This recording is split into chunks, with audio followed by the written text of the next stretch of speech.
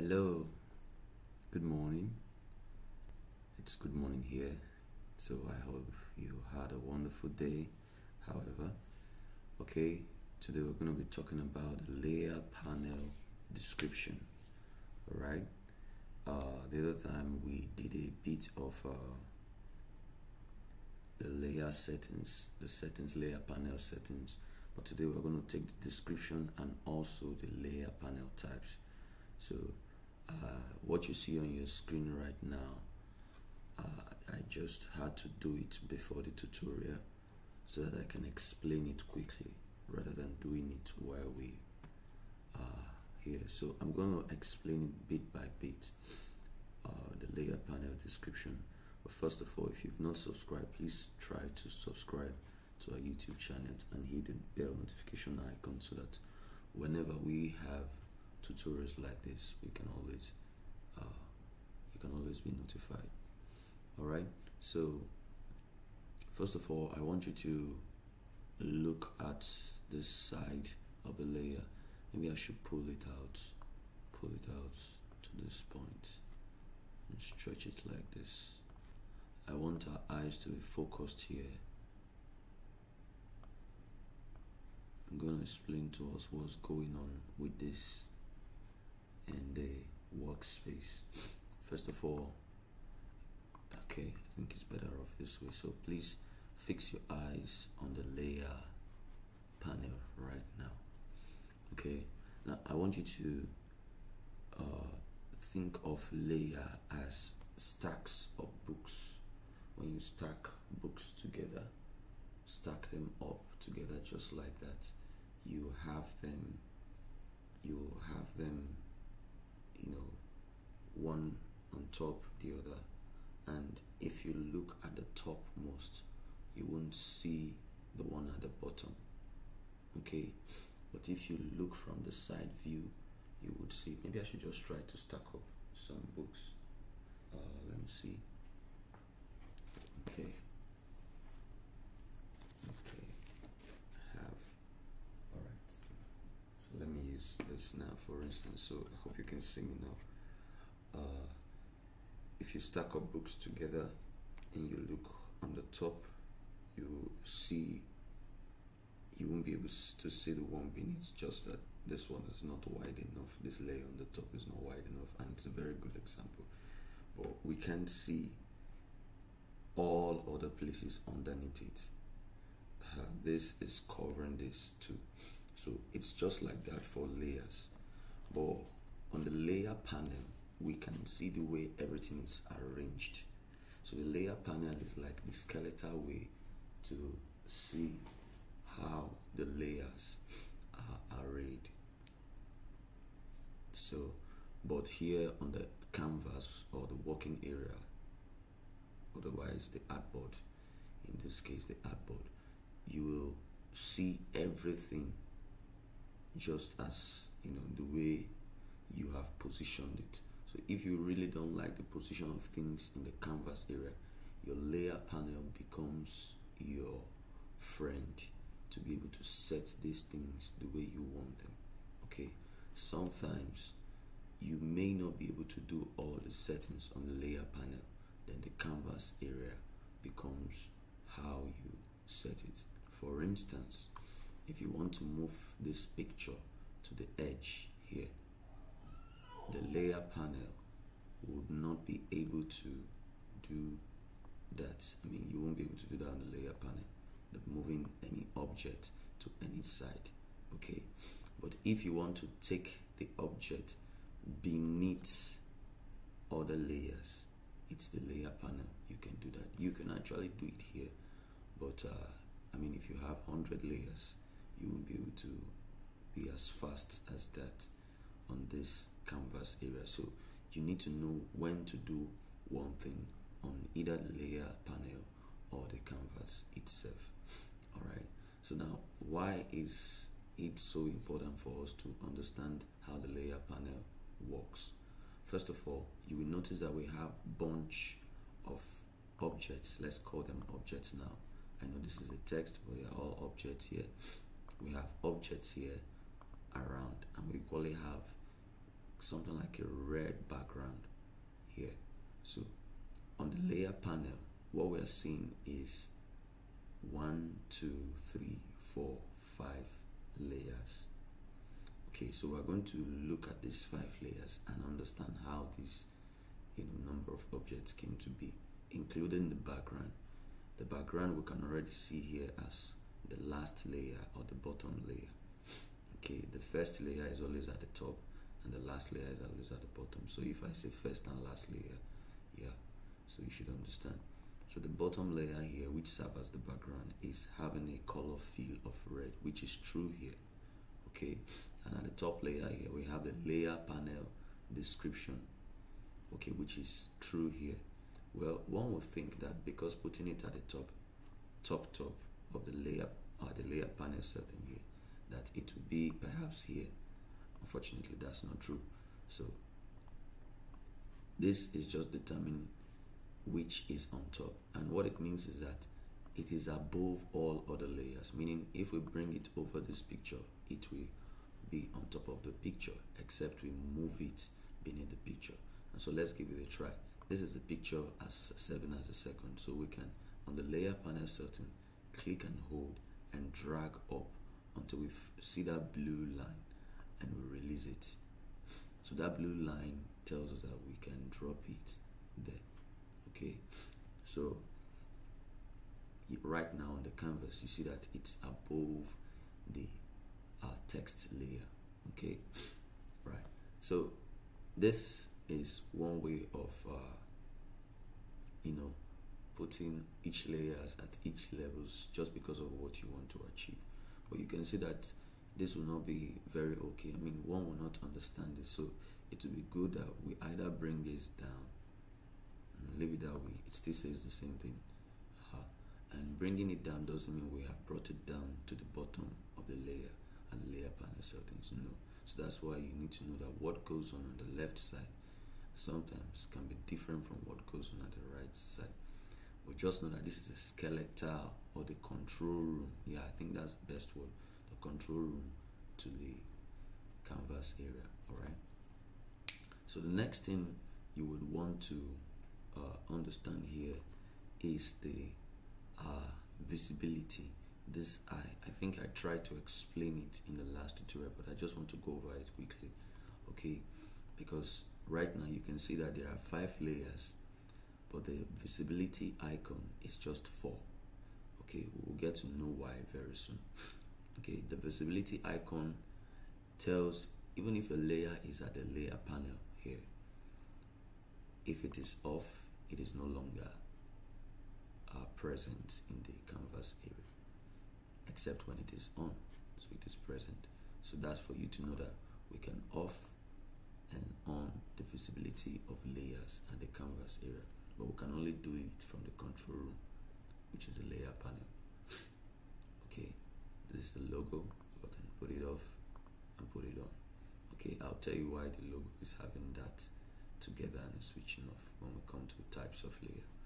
All right, so then we have this one that we switched off automatically before the tutorial. Why? It says here black and white. Okay, when we come to types of layer, I'll tell you why. So but if we switch it on, it has something it's doing differently. Okay, it's overriding this layer. It's overriding because it's above it. So right now it has changed the color of the entire background. Okay, so but if we switch it off, the background still retains what it is. So but if we switch off the background, because we are working with an artboard, the artboard always comes by default white. You will not see any layer, but because it's an artboard, we'll see a default white background. But the default white background cannot allow our text to show, so we really need a background. And so let's select the background. All right, I intentionally did not rename this. In the last class I taught us how to rename just by double clicking and renaming, but I intentionally did not rename this. So it's because of the types of layer. So let's go into it quickly. Types of layer. Okay, so there are 5 basic types of layer. just 5 types of layer. Right, I would have added one to be 6, but maybe when we get there I will explain why it's I feel it should be the 6th layer. Alright, the first layer we would like to talk about is the image layer. The image layer is like a pixel layer. It's a pixel layer. It's made up of pixels. Pixels we're talking about here is based on pixels are just blocks of colors that makes up the image. That's what pixel is. Okay, so image layers are editable, but to a very great extent. Okay, if you zoom forward to this picture and you keep zooming and zooming and zooming, you will notice the pixels. They are the blocks that makes up the layer. If you zoom very close, you will notice how big they are, and so they are just box of colors. That's what they are. Okay, you will not find this in all other layers. Like, not all other layers have this attribute. Okay, and so they are manipulative, meaning we can manipulate these boxes you're seeing. Yes, we can manipulate them. When we have perhaps something, an object around here, it means that we have to delete one of these boxes or use other boxes to override this box. If you're going to be learning my photo retouching or photo editing class, which will be coming up soon, you will get to know more about this image layer more. Alright, so that's image layer. And one thing I said also is that they can be affected. We can have some effect on them and make them look good or perhaps artistic. Alright, so the next layer is the text layer. The text layer is simply for text. Okay, it always have this icon T, always have this icon. Alright, what we see on the image layer is the image. Remember, if you follow the last class, the layer panel settings, we were able to set the thumbnail, which if you go through the menu here and go to scroll down, panel options, and you use either of these thumbnail, maybe if you use this and say layer bounds, thumbnail content, say layer bounds, you'll be able to see the image much more clear. So you see now that this is big. Okay, let's leave it at this size, but this is not what I used to work anyway. Alright, so because we're working with few layers, so let's just leave it at this size. So this image layer is showing visibly well, but we have a name here and it's called Osman Portrait 3. Okay, so this name cannot show here. I want to explain something. This name cannot show here. It's just a file name if I'm looking for it in the system. It's the file name that came with it. So this image layer can be imported. Okay, we can import it, which is in Photoshop or in Adobe programs, place embedded, which you go through the file menu and say place embedded, and you find objects that you want to import and bring them in. So when they come in as either image layer, or you can drag and drop them. I think it's drag and drop that most people do. You can just drag and drop them. Okay, just simply drag and drop them, and you see when you bring them in, just press enter key. Okay, and it forms. Alright, now there's a clause here, but before I get there, I just don't want to confuse us so much. Let me delete it. Alright, so but on the text layer, what we have is the text symbol T, denoting text as the icon. Then we have the name, the layer panel description. This name is actually gotten from whatever we type. So if we put something like the layer panel description and layer types, let's be sure.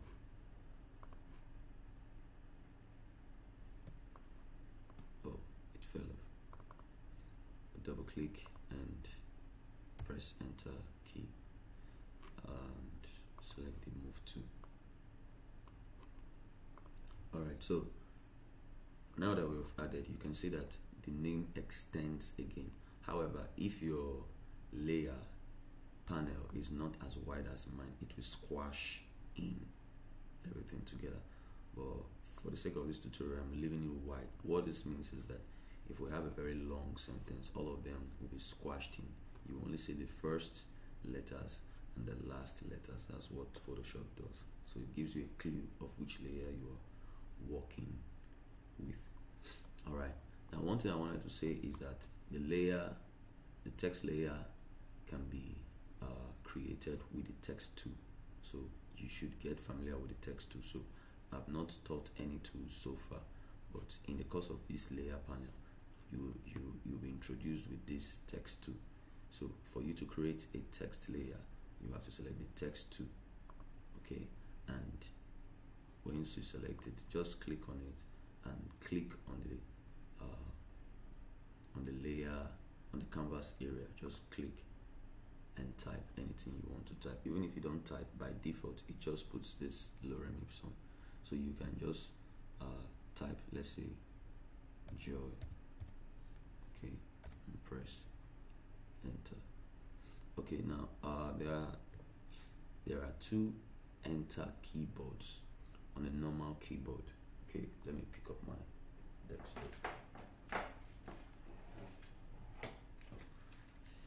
Just hope you can see this.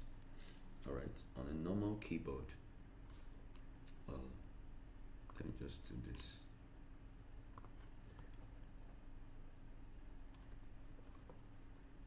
Okay.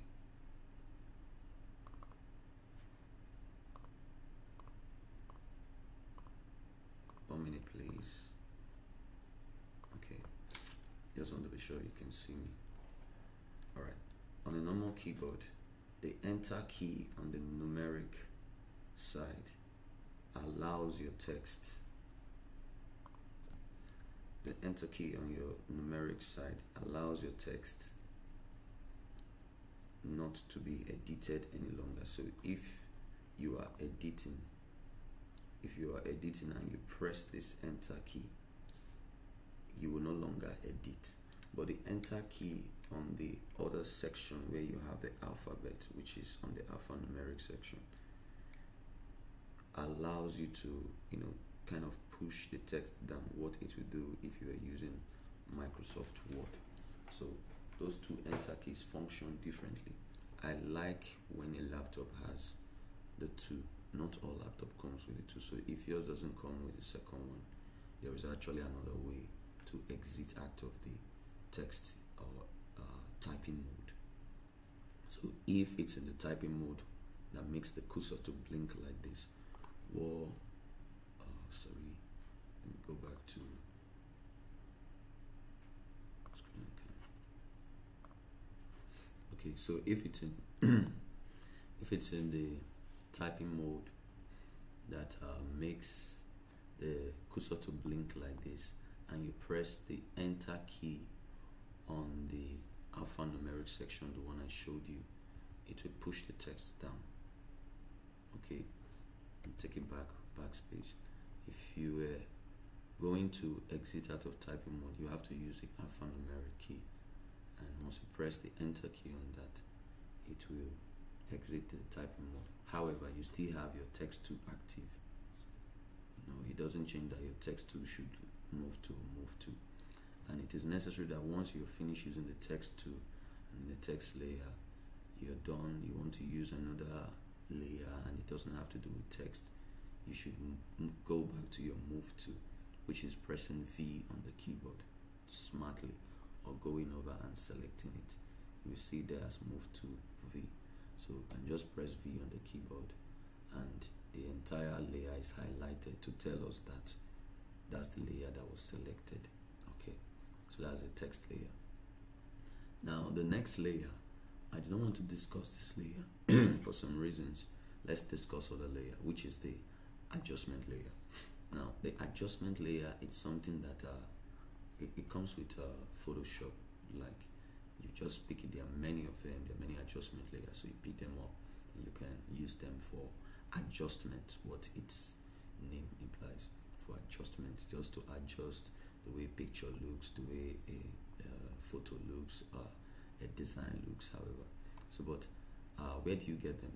If you look over here, you can come to the layer panel at the bottom part of the layer panel, and you will see this white and black circle half, like white on half and black on the other half.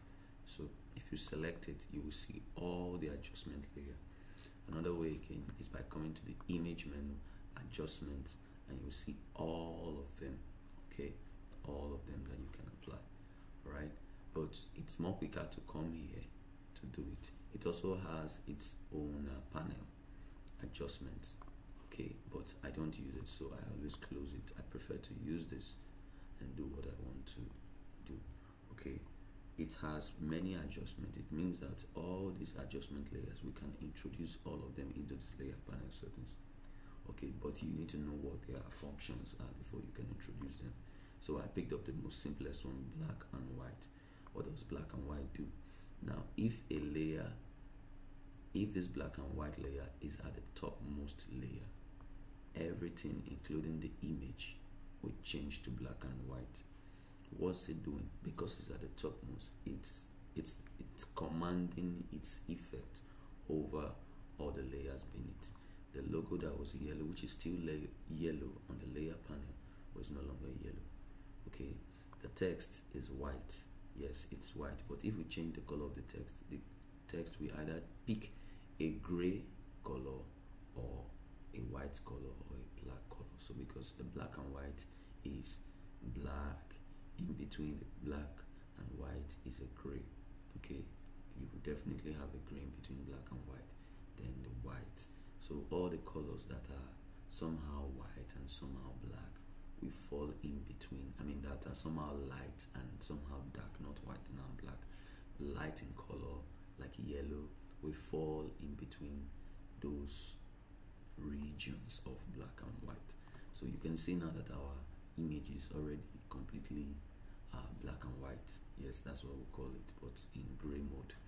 Okay, all right. So, but over here it's still colored, meaning that if we bring it just a layer down and the portrait is at the top, which is the image now is at the top, it will not affect the portrait any longer. It will only affect everything beneath, which it has in this case.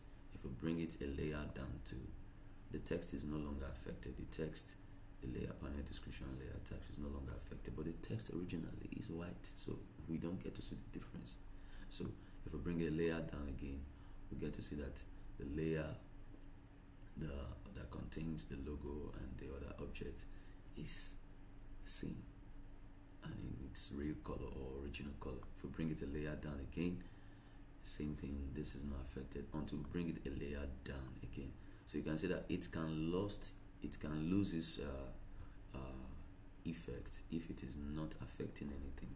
Like it's just there but it's not affecting anything. So we may not be able to junk up our layers with things that we're not using. We can just delete it. But that's for you to know that that's the adjustment layer. So we've explained three: the image layer, the text layer, and the adjustment layer. So initially it came in, it was somewhere in here, but we turned off the visibility from it showing. Okay, now the next layer is the fill layer. Yeah. So the fill layers are the layers that fill up the entire canvas. Okay, there are three types.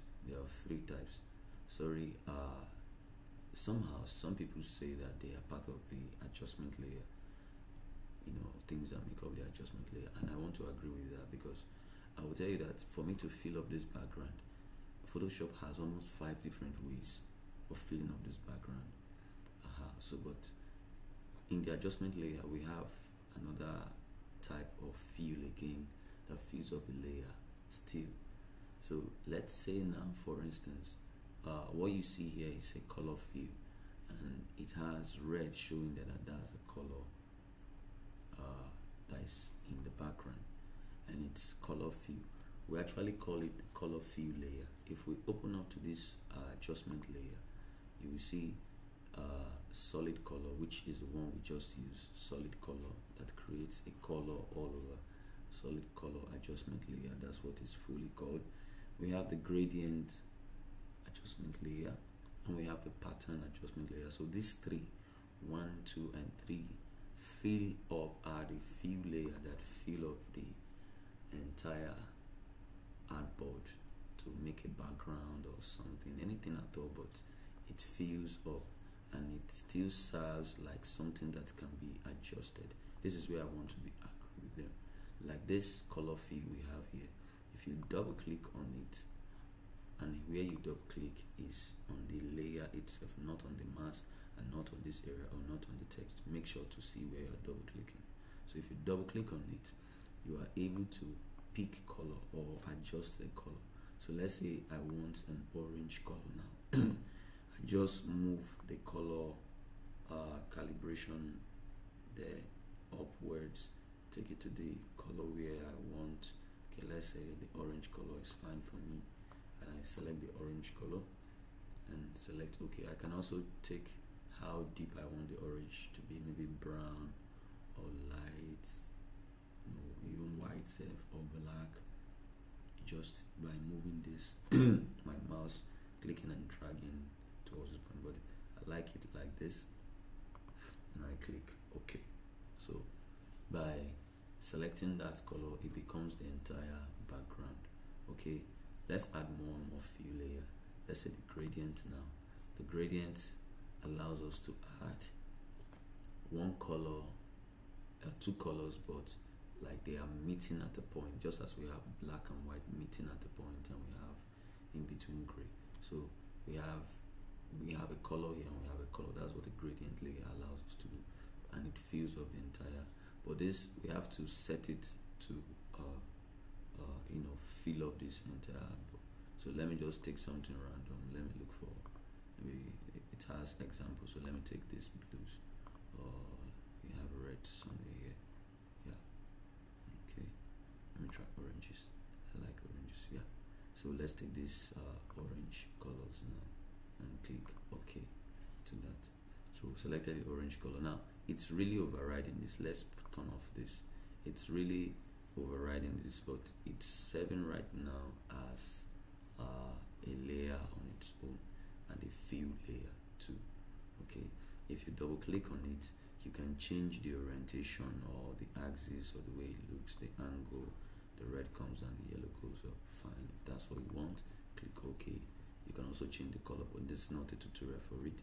So that's the fill layer. Now the last layer I want to discuss is the one that houses the logo. So let's have this color fill layer so we can see the logo clearly. Now this logo has one icon here at the bottom that differentiates it from other icons. Yes, on this layer you can see right now that the icon of the text is T, the icon of the image is just the image itself, and the icon of the black and white is a black and a white kind of box. We have the gradient, you see the color and all that, the color fill. But when it comes to this, we see the entire layer, but we see one small icon or just around the bottom part of it there. Okay, so this is what we call the smart object layer. The smart object layer is a layer that has other layers embedded in it, meaning that it can carry more layers, and that's why I said we could have made it 6. The 6th one would have been grouping. Okay, but when we get to that anyway. So this smart object has more objects in it, but they are all shown here like one layer. This is not like maybe we can have it like a group layer. For instance, in group layer, let me group all this fill and adjustment layer by clicking on the group icon. Okay, if you click on the group icon, they are all grouped. Okay, so in the group layer you can click and you will see other layers inside, and it means that we can put it off with one. If all of them are on, let's just take this up and put all of them on. We can turn off all of them with the group layer visibility icon and turn it on. So it's like a control. It's the same thing with this, only that in this case, this smart object opens a new working environment when we double click on the icon. Okay, so I want you to see this icon that allows us to open the group and see other layers in between and close it back, like what we can do here. But in this case, we are not clicking once, we are double clicking once, or we are double clicking, and we can right click at the outside part, not on the layer itself, but at the external part here, and we would see something like edit content. So we can edit the content just by clicking on it, and it will open to a new panel here. So this new panel is where we have just the two layers, or the two objects as layers that are kind of together. So it means that if we reposition these two layers now, say take this one down and take this one up and go back, it doesn't take effect. Why? We need to save. So we'll go to File, Save, or simply press Ctrl S, and we'll go back and we'll see it just like that. So just this layer is having many objects, but we get to control the objects in another working environment. That's how the smart object layer works. Simple, right? So that's the smart object layer. So let me quickly introduce the sixth layer. It's a 5-layer, but let me introduce the sixth layer. So the sixth layer is this group layer. I talked about it before. It's just having all the layers different from it doesn't open up a window, but it has other layers. So if we bring in other layers into this, or create a group generally for all this, and maybe press Ctrl G, and it creates a group. It gives the name, but let's assume we want to have a name for it and say layer panel description, and so we have it just like that. So the layer, the group layer houses everything, and we can turn it off and turn it on, and that's how we can work with the group layer. Okay, so the smart object layer, it's a very unique one. I mean, in advanced classes, if you follow us through advanced classes, photo editing, anything at all, you will get to work with the smart object, and believe me, you will like to use smart object often. If you're a CorelDRAW user, smart object is like Power Clip. Okay, it's like Power Clip where you put all the objects inside. Yeah, so and when it opens, you have it not really in a new window, but you get to see what is inside, different from what is outside. Okay, so if you work with animation, After Effects, it's pre-compose, like pre-compose layers, where you put layers together and you open them in a new place, and you get to work with it differently. And for AI, I think it's just grouping. It's just grouping. Grouping is working like this too, okay, or maybe mask too. All right. So that is that for this layer settings. Sorry, layer panel description and layer types. Okay. I think we've been able to touch most of all this. So and I hope you enjoyed this section. I think in the next class now we're going to be looking at tools, the tools we can possibly use in this basic class, and then we can proceed from there. Alright, thank you very much. If you have not subscribed, make sure you subscribe and hit the bell notification icon so that you can know when I post a new tutorial. I mean, throughout this May, all the tutorials are just going to be free for us, and believe me, you are going to enjoy it very well. Thank you very much for this.